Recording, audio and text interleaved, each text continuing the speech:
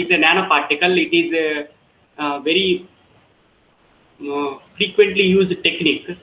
So there are so many approaches are there in this nano size delivery system, because it is used for both physical and the chemical targeting, what we have already discussed, and also it is used to deliver the dosages, that is of drugs which are having a small molecules, proteins and plasmids and nucleic acids. So whatever the range of them, we can introduce them into a polymer nanoparticle or any inorganic nanoparticle, and we will achieve the targeting to brain and cancer. So most of the nanoparticulate delivery system which are having so many inventions have come.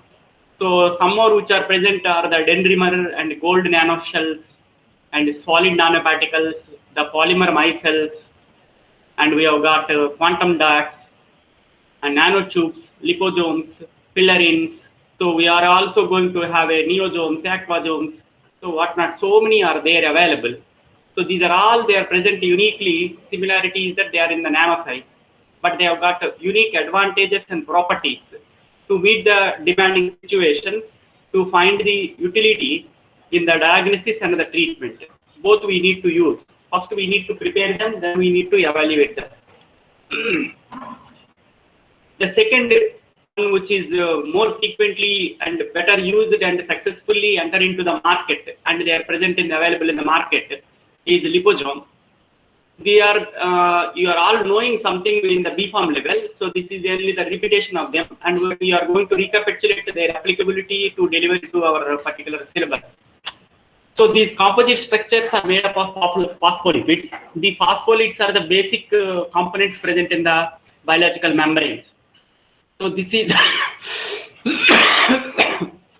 the composition is same as that of our biological membranes. So body will not feel them as something different.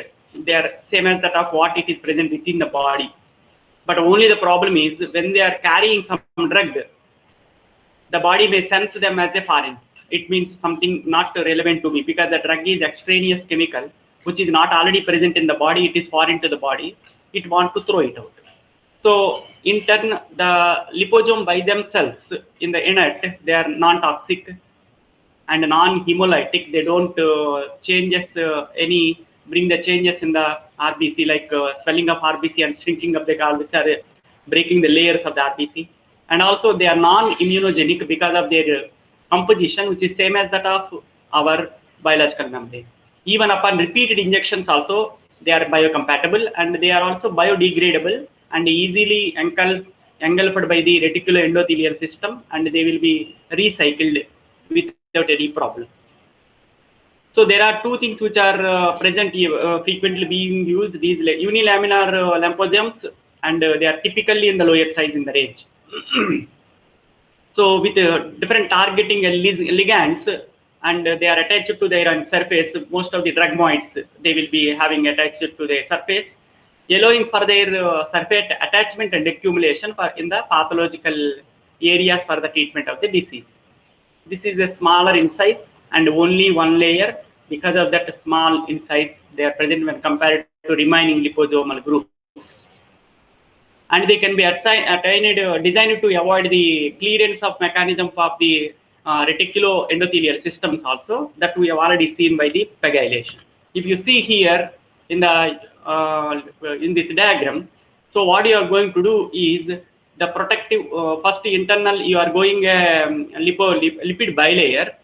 So that is present in the bottom, from the first extreme bottom in the center. If you see that arrow mark, so you are finding here it is a lipid bilayer. This lipid bilayer, it is containing at the periphery hydrophilic groups. In the center, it is having the lipophilic groups. So lipid soluble chains which are present, they will be having the lipid soluble drug material. They can be dissolved in that, and most of the times the liposome will be forming as a vesicle. In the center, they will be having a water. In that, the drug can be precipitated and it will be present in a suspended form in the center vesicle. That is another way we can make it. And we can make a protective layer of the polyethylene glycol to means bypass the reticuloendothelial system, and it is actually what it is providing is a lipo that is hydrophilic nature, so that will not be useful for the engulfing. They can be present longer time for the EFR effect. So that is actually what is being used in this liposome.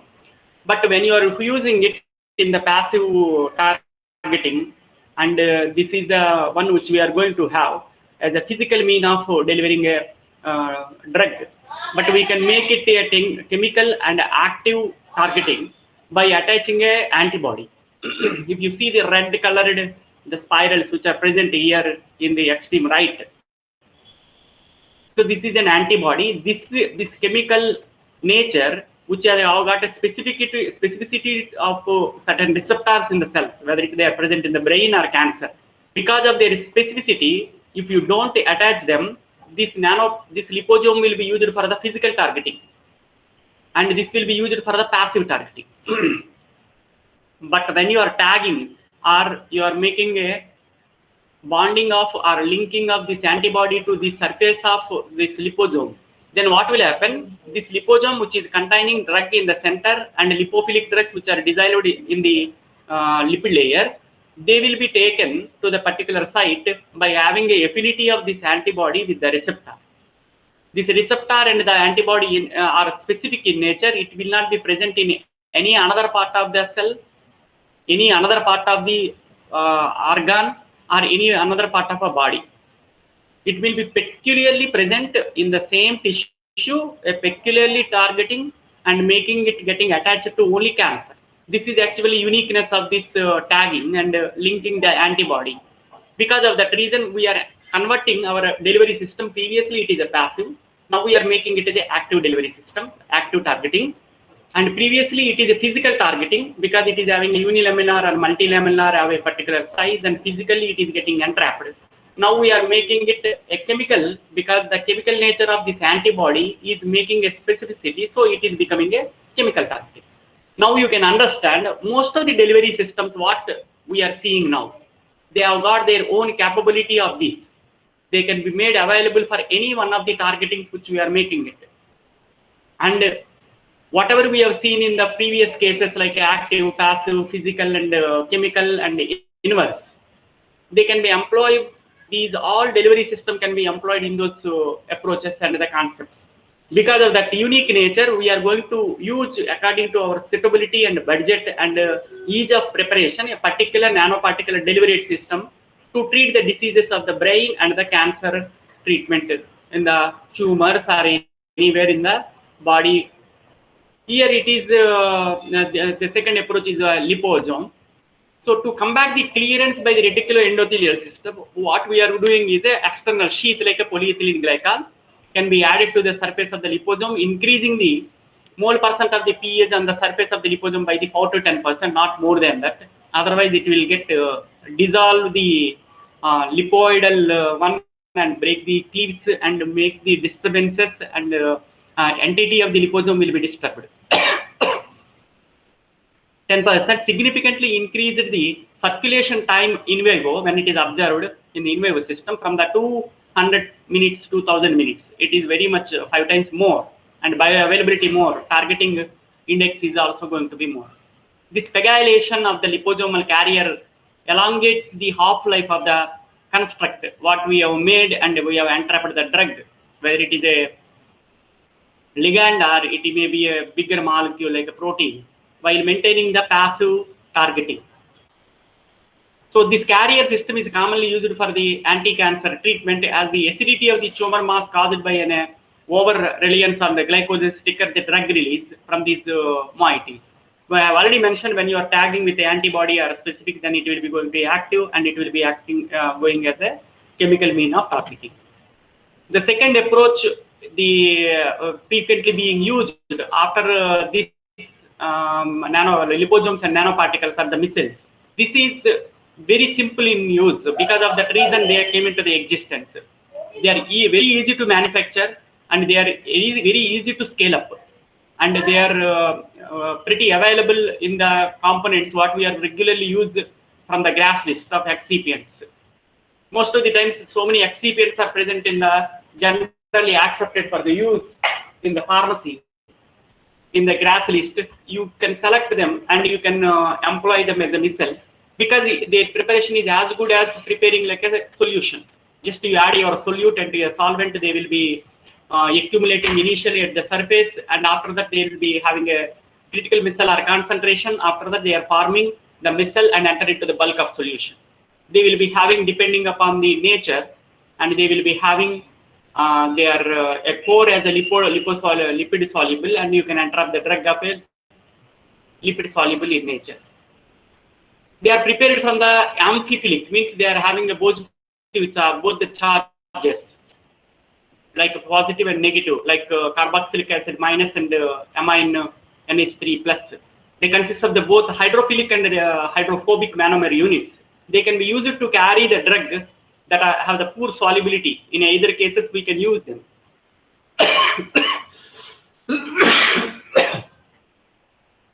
This method offers a little in terms of size control, because they are defined, they are having their own flexibility. We cannot make the changes there. That is the reason it has got its own limitation. Techniques that totalize the reactive polymers among the hydrophobic additive to produce the larger missile that create ranges of the size can be developed, and it has been means present in the literature also, that can be made as a little bit bigger. But most of the times what will happen, depending upon the micellar number, so at the micellar critical micellar concentration, based on the particular number, once that number of drug molecules are available, then it will form as a missile spontaneously, and it will be keep on going. That is the reason at CMC the solubility of that particular polymer keeps on increasing drastically and entering into the bulk of solution, and you are getting a missiles, providing a great opportunity to dissolve your drugs, whether it is a hydrophilic or hydrophobic drugs. But they are very flexible in nature and they have got a definite sizes. But we are going to have a techniques that reactive polymer along with the hydrophobic additives, we are adding some additive to that, to those polymers. They will produce a larger micelles. This is a requirement to increase the payload. Payload means in the given micelle, I want to make it more number of drug moieties are present in that. That is one thing. Sometimes I need to have a specific size to target to a particular organ. In that case, we need to use a hydrophobic additive so that we can target to particular cell, whether it is cancer cell of a particular organ where it has got a specificity of the size. Most of the times in the targeting of a polymeric cell, if you see, it is containing, there are two types of the chains. One is a red-colored block polymer that is hydrophobic in nature, blue-colored that is a block polymer that is a hydrophilic in nature. Both are present in the singlet entity, and they are zwitterion, and they are having both positive and negative charges. Ultimately, they will be having a neutral in nature. That is the reason you can have this copolymers. Then we are going to prepare as a missile, micelles at the particular micellar concentration. If you see at the center, all the hydrophobic will be present in the center. If they are present in the water, and the exterior chains, the polymer blocks will be facing to the water. If it is a solvent, is a aqueous in nature. So this will be making a center core that will be used for the entrapment and complexing and conjugating the hydrophobic drug. And we are going to have this any moiety, if you are having, that can be present as entrapped in those one, and you can make it. So this is actually what we are going to use. Most of the times in the copolymer, if you are having a specific target ligand which is attached to that, then what will happen? You are putting that hydrophilic copolymer that is having a specificity to the particular organ. So if you are having that specificity in the copolymer, you are introducing the link of hydrophilic in nature, and that will take this missile to the particular organ, even though its size is not meeting with the requirement of that particular organ. So in that case, what will happen? It will concentrate more and more in that particular organ only, because of this targeting ligand, which is made as a copolymer. This is actually what we require to have a specific polymers in the research of excipients. So we are going to do research in the drug also. We are going to do research in the formulation also. Now this copolymer and this block polymers, if you specifically see it in the drug targeting, you need to do the research in the excipients also. So by doing the particular excipient, that particular copolymer chain, which has got a specificity to the particular organ, we can make it as a block polymer, and they will be having a drug targeting approaches. And it can be patented, and it can be licensed or sold to the society. So when it is launched, it has got a greater marketing capabilities. Another approach which is being used most of the times in the case of vaccines, what we are seeing nowadays, in addition to our previous drug moieties that are present in the form of a 500 molecular size lower than that, but if you are having antigens, these antigens are a little bit varying in the size, so we want to make it. A dendrimer is an approach which has got a certain things which can be done by this concept. They are also polymer-based delivery vehicles only, but they have a core that branches in a regular intervals. This is the beauty of it.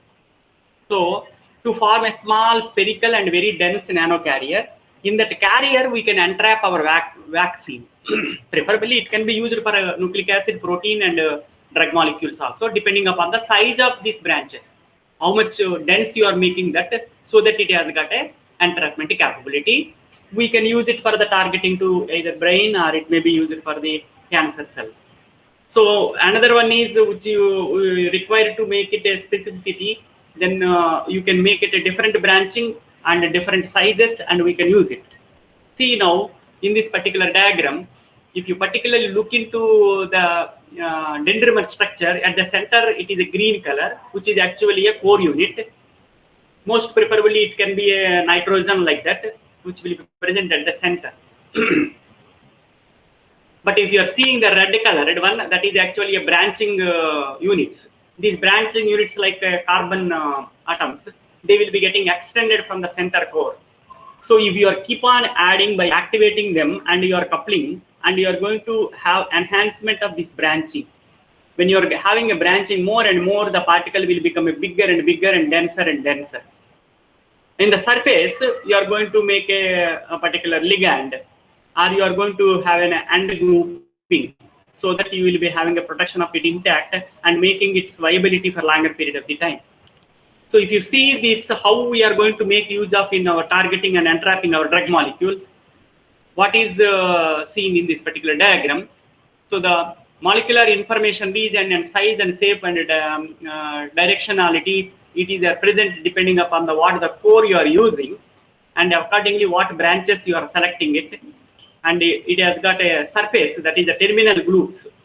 They will be having a polymerization region, so they will be providing a good opportunity to take your drugs moieties. So the branches cell amplification region, it can be enhanced to the any size, and it will be taking to the bigger and bigger, just like your annular structures. You are keeping just like your onion layers which are present. So it will be extended to the any size by doing this particular mechanism. If you see in this particular diagram, what you are taking is a core, and the core you are taking and coupling with a monomer, that is actually a branch. So it has got a tridentate. Now it has got a T3-1, and it has grown to level 1 of a dendrimer, and again it will got activated, and this 11-1, it will be taking a capability to coupling with some more branching units. It is going to the growth of a level 2 dendrimer, and again it is going to growth factor, and it is going to have a bigger size because of its activation. Again it got activated, and again it will be having a capacity to receive multiple and exponentially some more branching units, and it will be going to the level 3. So their growth is getting enhanced, and it is again activated. Again it will be getting coupled. So you are going to have a number of layers of these branches which are getting extending around the center core. So this is actually what we are going to have. Depending upon the active complementary functional groups, we are going to tag or attach with some of the moieties, and they will be having in the center completely the inert one, which you are going to have getting protected, and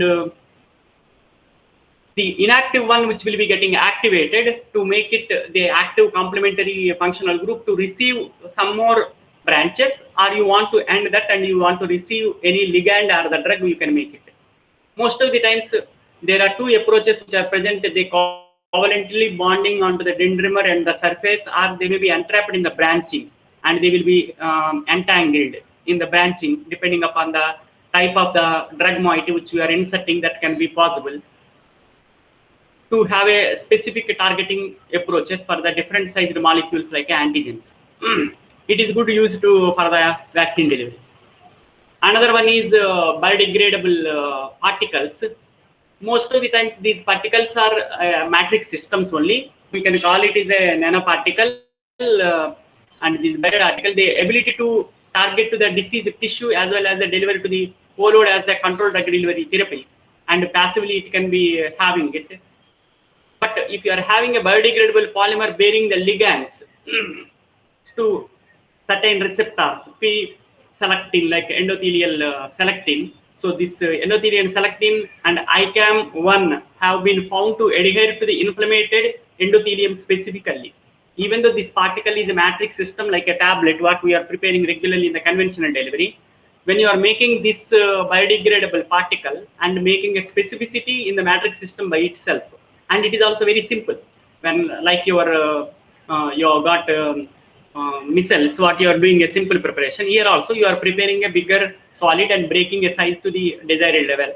Therefore the use of the biodegradable particle can also be used in the cardiac tissue because it has got a specificity to the cardiac endothelium by having the ligands to the P-selectin and ICAM1. So these are all these ligands, specific ligands and the moieties that is making a specificity to the particular one, even though the system preparation is very simple, but it has got extraordinary capability for the targeting. So this is actually what being implemented for the treatment of diseases in the cancer and the brain. Another one is a quantum dot. So most of the times they are the colloidal semiconductor nanoparticles. We are having a most of the times we are having a colloidal particles of a drug which are having in the nano region like 1 to 100 nanometers. They are simple colloidal particles. They have got a Tyndall effect because they make the path of the light which is passing through it, it will appear as a beam. So that cone will be appearing them because of its intrinsic capability of the colloid, not like your regular emulsion or suspension. They are not transparent. So, but in the colloidal region, it has got a Tyndall effect because the semiconductor nanoparticles are present in the size of 2 to 10 nanometers in the diameter. So, why these quantum dots not like a regular colloidal particle? Because they have got a semiconductor in nature. This quantum dot can be synthesized from the various type of the semiconducting material by a colloidal synthesis of electrochemistry by the application of chemical reaction in the presence of electric current, like your electrolysis and electroplating, what you are doing in the similar approaches, they will be used. And quantum dots also provide the enough surface area to attach a therapeutic agent for the simultaneous drug delivery. And the most commonly used quantum dots are the cadmium selenide, because these are all the inorganic in nature. Till now, what you have seen previously is a polymeric in nature. Now we are entering into the mineral in nature. So the cadmium selenide and cadmium telluride and indium phosphide and indium arsenide. So these are all the semiconductor nanoparticles. They have got their wide surface area of definite range because they are present in the 2 to 10 nanometer specificity, and we can attach our layers which we will be using regularly after the these simple preparations, or we are going to have nano shells made by the gold. These are all a little bit costly in nature because of their raw material themselves are costly, and preparation also which are having, but they are having specific advantages in that this cost is not going to be the problem. That can be used also. So in that particular case, we have got one approach is called as a gold shell. We are only superficially seeing our utility of them in our targeting only, but we are not going to deep about their preparation and evaluation. That will be dealt in the next subsequent units. Don't get worried. So these gold nano shells, a gold shell surrounding a semiconductor that is already we have prepared in previous case, those can be irradiated when reaching to the particular target. This causes, because we are already making this semiconductor device and this gold shell and surrounded with a this semiconductor like what we have seen previous case in the quantum dots, we are covering with the gold nano shells. So what will happen? It is going to reach to the particular site. When it is reaching the particular site, what will happen? We apply the irradiation with a certain wavelength. Then what will happen? This particular gold nanoparticle will get heat, and that will in turn cause killing the cells, cancer cells specifically where they are present. So this is one approach that can be used. Having a specificity means we are taking them to the particular site and making them retained there and applying the localized change, and because of that we are going to kill specifically our cancer target. So this is one approach which can be used. Another one is called as a fullerenes. So it is a form of carbon. So they are composed of the carbon atoms only arranged in a soccer ball. What we are going to that football like structures which are having and layered one on the another. Similarly, what you have got previously in the case of dendrimer, you have got a core, and you are making from the core your branchings, or you are starting from your surface and groups and going to the core. But in this particular case, this hollow one, which is made as a ball-like structure, that is buckyballs, and easily manufactured in the quantity, they can scaled up to the higher extent also. They are growing in the size of the desired shape and the size. Because of that reason, they are also used for this entrapment of our drug moieties. They will be used.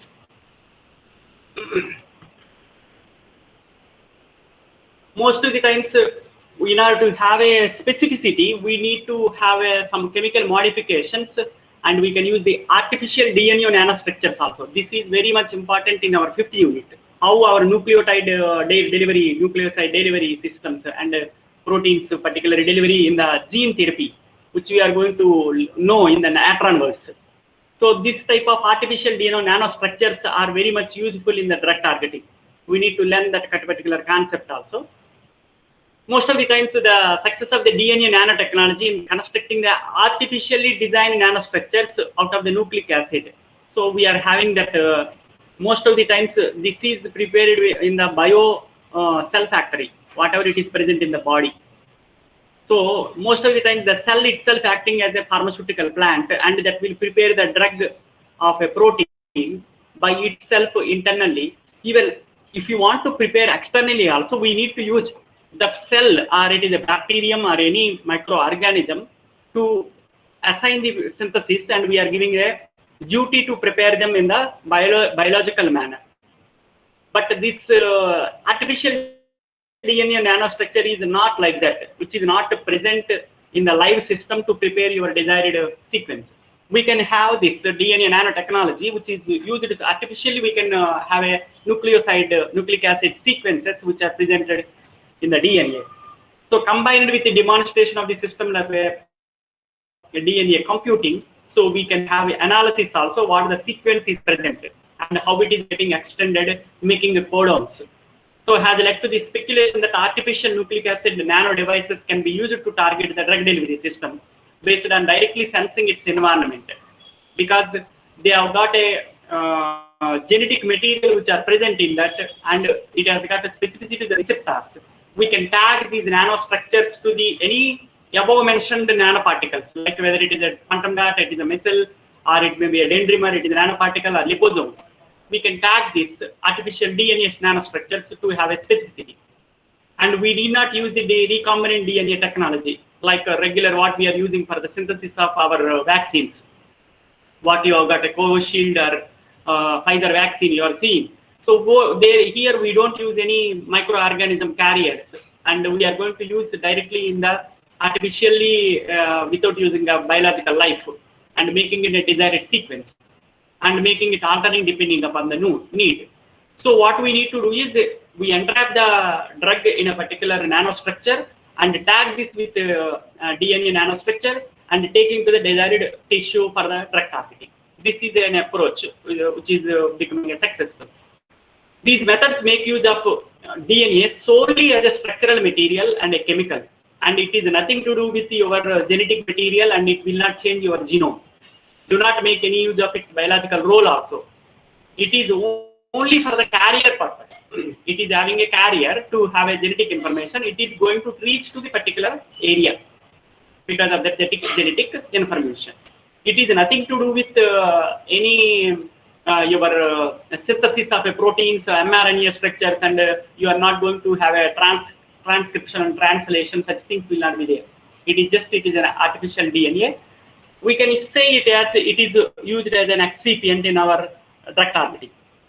So this is one approach which is having the highest specificity because of these nanostructures has got attachment and bonding with a specific receptors present in the body. So what the type of DNA nanostructure we are making it, so we can have a specificity. Only the thing is we need to tag or couple this particular nanostructure to our delivery system. The delivery system is already containing a drug. The drug can be either protein, or it may be nucleoside, or it may be a protein or drug moiety, and smaller or bigger. Another one approach which we are having is the carbon nanotubes. These carbon nanotubes, same as that of what you have already previously seen in the case of fullerenes, but in this particular case, that is like a ball-like structure. It is like a tube, nanotubes. So similar one, it is extended as a tube. There it is present as a round. These carbon nanotubes are extremely thin. They are having a diameter about 10,000 times smaller than the human hair. That much smaller, but they are present like a hair only. But they are hollow cylinder made of the carbon atoms, same like of your fullerenes. There are different types of carbon nanotubes can be made, and a single-walled, that is carbon nanotubes, which is having a diameter very, very less, and multi-walled, that can be increased to the desired size by having a multi-walled. These we are having like a spherical structures, like a we have got DNA, and we have got a chain and fibrous like moieties. When you have got in that particular case, this is having a good for the entrapment instead of your single balls. They may not be having entrapment efficiency by physically holding the drug moieties. In those cases, these carbon nanotubes will also serve the purpose and available for targeting. So most of the time, how these any moiety which we are going to use, whether it is in a fullerene or a tube, or it may be a micelle or anything, how that artificial DNA structure we are tagging with them, they are going to be getting attached. Because whenever you are having a single nanoparticle, it may be may not be having a folding your artificial DNA, or it may not be having enough holding capacity for your drug. In those cases, we have got a tubules, like a nanotubules like structure. They provide like hair-like growth from the particular particle, and they can entrap easily. They are extending it. So these nucleic acid logic circuits that can be potentially used as a core of the system that releases the drug only in response to the stimulus, such as a specific mRNA have been demonstrated. It is that an example we can say that it is like a DNA box with a controllable lid. So the lid will be opened when it is reaching to the specific mRNA. If that mRNA is specific to the COVID cell, and it will be releasing near the COVID only. That is what it is specifically designed with this particular artificial structures. Now you may get the question, how can I make the DNA sequencing to have that particular specificity? Most of the times we have got the protein database banks, protein databases. They are readily available. We know the genome databases. So the virus database and the virus genome and COVID-19 genome, they are already available. So we need to take the sequence from them and make a computer simulation techniques to have a template for it. And they take the particular template and make the template artificially in the lab. So that artificially DNA, when it is being made, that will act as a box, and it is containing some drug entrapped in it and holding with it. And one thing is, it will take to the place, and it will specifically open to the particular response, and it will be having. So This is prepared by using a technique called the DNA origami method. And this is structure could be encapsulated drug in its closed state and open to the release it only in response to the desired stimuli. It has got high drug targeting index. Because of that reason, we are also using these taggings and boxes to take to the particular places. Now, we are entering into a different zone. So till now, what we have learnt is a basic fundamental of different approaches, different delivery systems, how to use these delivery systems to target the particular organ with a specificity, whether it is a brain or manipulating to hit to the target like cancer, by manipulating its lipophilic and hydrophilic ways by using to use them in the brain. So now we are going to use all these approaches to do that gene therapy.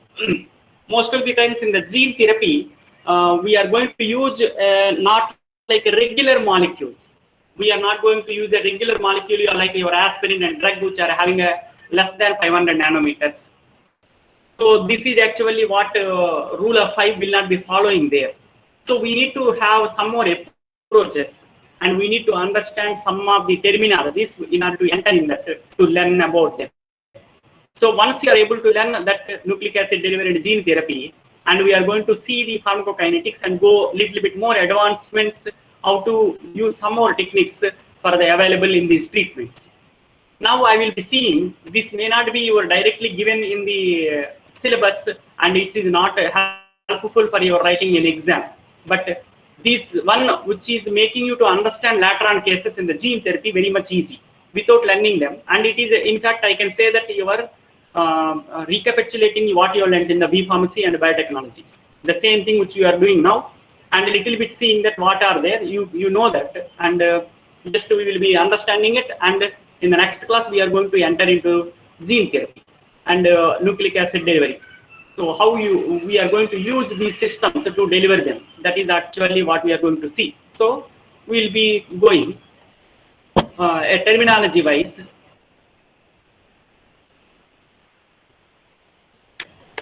So we know that we have got a DNA. This is actually what is going to have a coding to have a particular characteristic of a species. Any species which is existing in this earth, whether it is a virus or it may be a multicellular human being, intelligent human being, that existence and the characteristic of virulence are controlling, or anything which is seen by the controlled by the DNA. So most of the times this you already learnt the technique called as, I hope, can anybody say what is the approach or what the name which we call the transfer of conversion of DNA to RNA? What we name that? Can anybody say what is the name? The method to transfer DNA to RNA, the process of transferring the information to the DNA to RNA. Transcription. Excellent. You are already in the path. So what the name we are calling generally, transfer the information from the RNA to protein.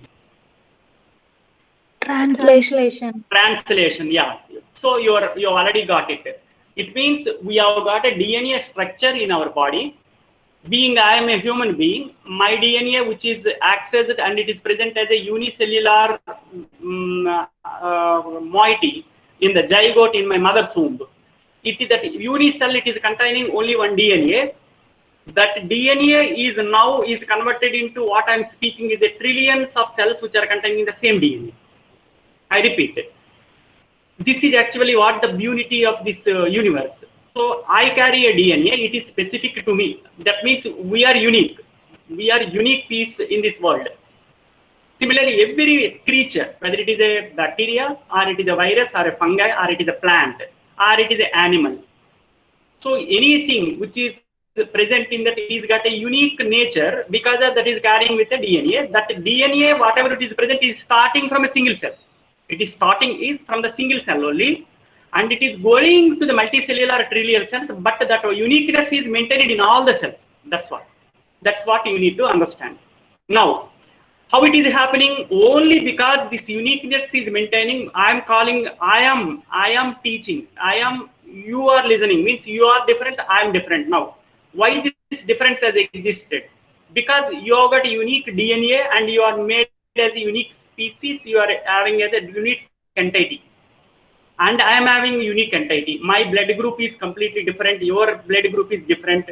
That uniqueness is a specific having a boundary, creating a boundary. It is creating a boundary means I am having a boundary of a skin. This skin and the second skin is my cloth, which is having, this is my boundary physically when I am having it.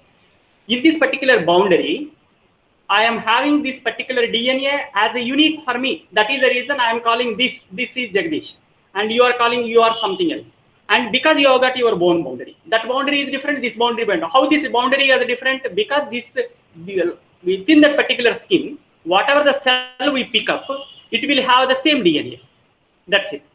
And from the DNA, how I am getting the shape of the nose is different. My gray hair is present somewhere, somewhere is present black hair, and I am having textured and a spot somewhere else, and but the spot. Anything? Why this is making a difference? This is making a difference because of this synthesis of the RNA. That RNA is translated into a protein. That protein is causing a differences in my shapes and characteristics and functions, whether it is a ear or nose or anything. So I have got a peculiar eyes, and the texture and complexion is completely different because of these differences. It means the whole thing which is controlled by this transcription and translation process and making each creature unique. This is what you have already learnt, and you are already in the hand to get the capturing it. Now, what is this naked DNA? Why this is called as a naked? I'm saying my skin, second skin is present, my cloth. If this is not present, I'm a naked person. It is in the similar manner we are going to have in the gene therapy. The concept is called as the naked DNA. It refers to the DNA that is not associated with any proteins and lipids or any other molecule to help to protect it. It is just naked. But in our regularly, we don't have like that. We don't have any naked. It is got a protection. Because of that protection only, I am saying it is today also I am Jagadish, tomorrow also I am going to be a Jagadish, and no, even if I give an injection of a co-vaccine, I am taking a dead virus, my genome is not disturbed. My Jagadish genome is same, and it is not getting altered. Why it is not got altered? Because my genome and the DNA is not naked. When it is not naked, it is protected by the lipid and the proteins. Even the extraneous genome and extraneous genome which is coming, it is not going to disturb me. Leave co-vaccine, what I'm injected and to get vaccinated, and co-vaccine DNA is something different. It is not altered. Say for example, this is the mango season. The mango what I'm taking is got a different genome, and it has got DNA is completely different, and I'm taking and eating it, and I'm replacing my cells which are present in the world. I already told each RBC has got a 3 months its old. When it is got a 3 months of its 4 months of its old, after 120 dose it will die, and I need to create for my survival another RBC after 4 months. Similarly, my cells within my buccal cavity, it may be having a life of 4 hours. So after 4 hours they are getting regenerated, and I need to replace it. Otherwise, my internal buccal cavity will get void. It will not be present.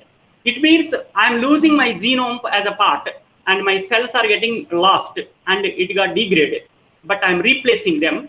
Where I'm replacing, what I've taken a mango today, it may be culminated into a different fractions and fragments, and it is reaching as a raw material to my body, and my body is taking and disturbing the genome of the mango and converting into my genome, and I'm shielding it by this lipid and the protein. Now what is happening? My rice has got a different genome. I'm taking this pepper or any spices that has got a different genome, and whatever the moiety which I'm having it, species, they are having a different genomes. Their genes are completely different. Genetic material is different. But after I'm taking it, my body is making them and making equal to my thing, and after that it is protecting it. That is the reason I am calling it. Otherwise, Today I will call myself a Jagdish, tomorrow I will have a COVID, I will have a bacteria, mycobacteria, somebody will call, I will become something else. My genetic material is keep on changing. I cannot be having identity. I don't have any identity if you don't have.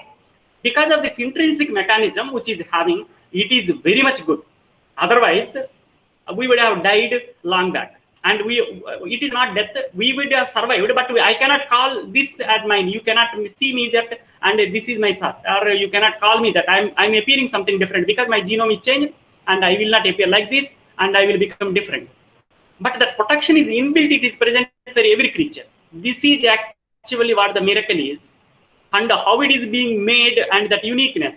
That is the reason if you go in the biotechnology and molecular level, what if we are keep on learning and learning, at the end of the day, what we have learned is very teeny. It will appear very teeny, and what we have learned is nothing. And it is not that it is filling completely. Because there are so many things which are having unknown how these wonders are happening, and it is appearing as a miracle. And if you see in that particular molecular level, and you have got this opportunity now in the pharmacy at the molecular level, in their core, you both are mixed. It means you are having entertainment, suspense, and knowledge blended together to become a something technical person. Now, this one is actually a unique and feature in our case, and this is of this one we are having this entity and identity. But most of the DNA are protected, and we don't have the genome one, which is not having a naked, but it can create a naked, but without disturbing our original genome. That is intact. That is one thing we need to remember. Another one is microRNA. Now we have got RNA, DNA, transcription and translation, and the protein. Now there is another terminology is called as a microRNA. It is abbreviated not as mRNA, it is miRNA, which we are going to see a little bit later. We are going to get in that zone. That is, miRNA is a small single-stranded non-coding. It is not coding. It will not prepare any protein or anything. So it is a non-single, this is single-stranded non-coding RNA molecule containing about 22 nucleotides. About 22 nucleotides. So this found in the plants, animals, and some viruses that functions in the RNA silencing and the post-transcriptional regulation of the gene expression. For that purpose only it will be used. It means it will shut down the RNA. For that purpose only it will be used. Now, why our cancer growth is not stopped? Because it is not having apoptosis. Why it is not having apoptosis? There is no self-death. Why it is not having self-death? There is a trigger is present. That trigger is not working there. So then what is there? What is the problem in it? Because it is not getting silenced. That synthesis is not getting silenced. It means it is having lacking in something which is having a problem there. It is not getting silenced. That is lacking. We need to replace that. So to treat the disease. Now, these are all required to be helpful later little bit you are going to see, because at every time I am jumping into the topic and entering into the explaining that particular teeny one, and we will be going out of the track. So I am taking entire thing and making it together.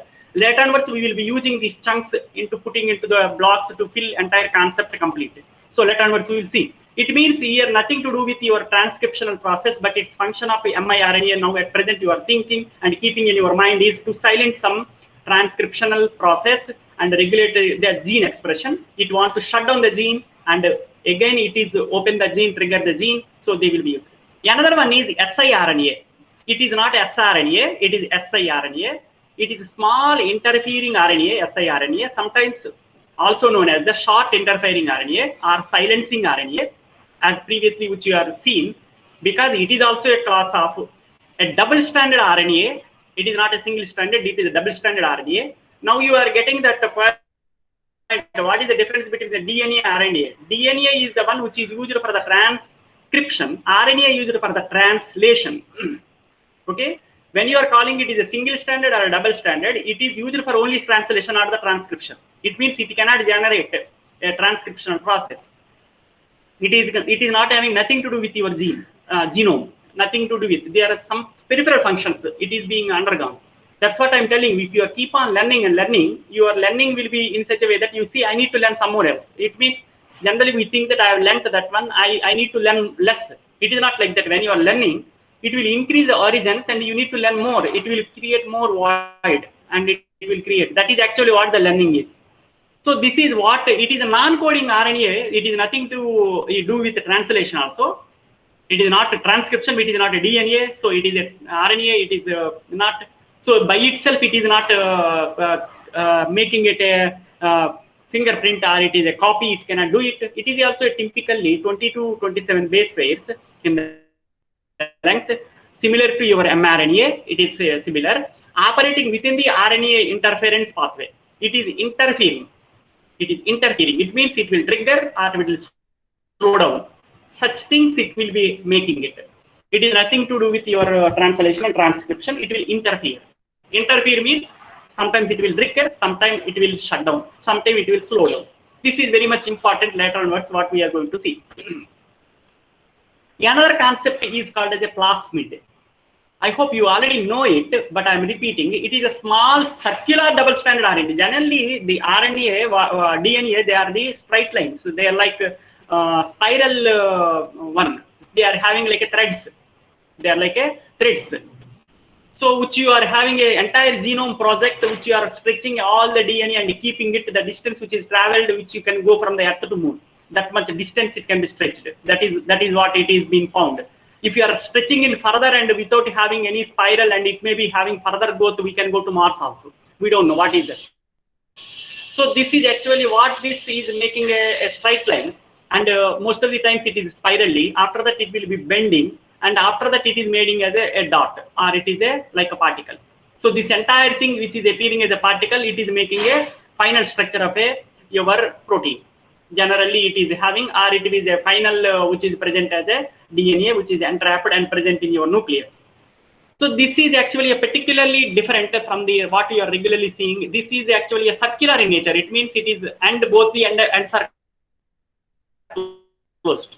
So this is a small circular double-stranded DNA molecule that is distinct from the cell's chromosomal DNA. It is not same as that of that. And plasmids are naturally exist in the bacterial cells. Most of the times they will be existing in the bacterial cells only, not in our regular our human body.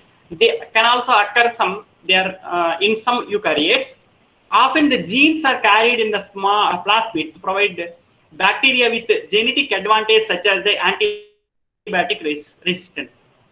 When they are nothing to do with your genetic material carrying, you may get the question that why they are present.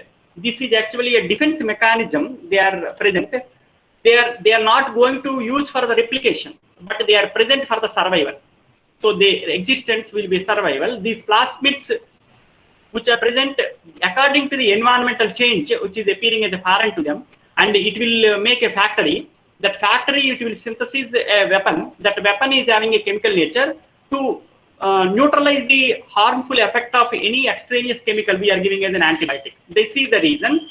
This is causing a damage and making it to develop a resistance in a particular patient. And we are having so many generations have come. Cephalosporin, so many generations. And you have got penicillin, so many generations. Because the old generations are not working. Especially now, everybody is saying that even if your kith and kin and very close person, they are in the COVID ward. And you should not go to visit him for the emotional purpose. Reason is not only that you are going to get attacked with COVID. That is one, it is because they are highly virulent and it is going to get attacked and you will be bedridden and your family members, they are contacting, they will be bedridden. It is a completely chain reaction, leave it. But the problem in this particular case, in the hospital environment, they may be using some disinfectants, they may be using some radiations to sanitize and disinfect the particular premises. These are all the chemicals. These extraneous chemicals, they are entering into the bacteria they are present in the beds and the walls of the particular patient. They will generate these plasmids, so many another chemicals, and that chemical will make them less resistant to any antibiotic which is already been used, because the patient is having admitted in that particular bed, he is already using so many antibiotic long back. And that species who is existing in their particular body got already resistance because of this plasmid which is already present in them and is prepared some chemical. Because of that reason, if you get attacked with that new breed of the particular bacteria, even though it is a regular bacteria, your regular antibiotic will not work. So this is actually highly risky, and being a pharmacist or a nurses or frontline workers, it is inevitable. That is the reason we need to take a due care to avoid such a problem, because this is happening because of this. They may contain genes that enhance the survival of an organism, either by killing the other organisms, by defending the host cell, by producing the toxins. So this is one. Some plasmids facilitate the process of replication of the bacteria. This is what we are going to use for the recombinant DNA technology. We are going to enter a little bit later. We are going to enter in the recombinant DNA technology. So in that particular case, we need a replica of a bacteria to the whatever extent more and more in our bioreactor. Then only I can synthesize more vaccines, and my treatment, whatever the drugs which we are having, whether it is insulin or hormones or anything. So the yield and will be directly linked to the growth of these bacteria. So this is actually what I'm going to use in the little bit case in the gene therapy and their manufacture and recombinant DNA technology. Another one name is called as Aptamer. What is this? Aptamer is a artificial chemical antibody. It is not a regular antibody which is synthesized in our body. It is artificial. That is generated from the randomized nucleic acid library by the simple 3 steps like a binding, separation, and amplification. So this is actually, they are getting together and getting separated and amplified. The selected aptamer has a high binding affinity with a target molecule. In most cases, aptamer was found to be better than the antibodies. There we are going to use. Previously, we have already seen, I'm tagging, I'm linking, I'm covalently bonding, I'm making a specificity of a target organ by having attached to a receptor by tagging with some nucleoside sequence, whether it is an artificial DNA that we are going to have it. So this is actually what is having a specificity. So we are going to synthesize in the lab, and we are going to attach it, because we are going to have this a bigger moieties which are presented in the regular biological factory, and that is having a bigger sequences which may not be required. So whatever the desired sequence is in the computer which is given, and we are making it artificially outside, and we are going to have a specificity. So this is actually what that artificial chemical antibody. Genes, we know that, which is having a specificity and maintaining its coherence and identity. There is antisense genes. Antisense gene is a non-coding DNA. It is nothing to do with your transcription and your translation process, DNA strand, or it is having DNA strand of a gene. The cell uses the antisense gene strand as a template for producing the messenger RNA, and that directs the synthesis of the protein. Antisense gene can also refer to a method of silencing the genes. This is actually what is a protection of my identity, I told you, because of this. So the original DNA which is present in my regular cell, it will not be interfering. It is not having. It is making the strand